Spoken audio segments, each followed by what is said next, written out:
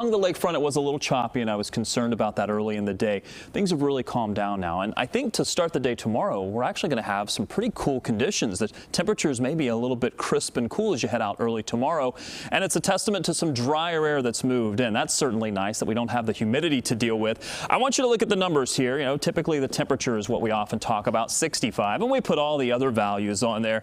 Often the dew point gets overlooked, and in fact, I've had news directors that say don't show the dew point. People don't know what it is. You don't need to know necessarily what it means, but if you're doing a little bit of amateur forecasting, this is an important number for a night like tonight, because as the winds go to calm, as you've got clear skies, and overall you've got relatively dry air in place, this ends up being pretty close to your low temperature for tonight. So it's a good way to forecast how low the temperatures will be.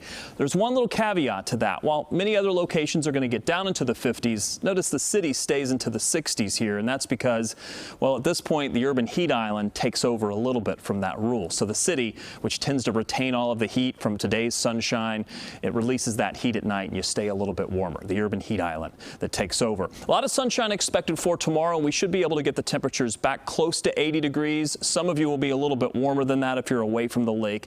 There will still be some lake effect cooling here with temperatures of the lake running about 72 degrees or so. So that'll keep you into the 70s along the lakefront.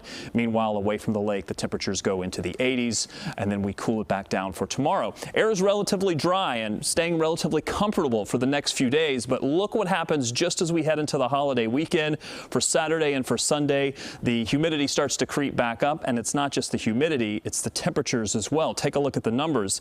Wednesday would be quite nice with mid-70s, but after that, each and every day gets a little bit warmer. It's a beautiful forecast, a lot of sunshine here, but by the time we get into Saturday and Sunday, the heat and the humidity will return. It won't be nearly as hot, or at least it doesn't look to be at this point as hot as where we were earlier in this week, the previous week, but these temperatures on Saturday and Sunday approaching 90 degrees, and as the humidity comes up, we'll be watching the heat index values very closely. And in the next half hour, we're going to find out how Robb's news directors think about barometric pressure. We'll see. Don't go away. Waiting on the phone call. Thank you, Robb.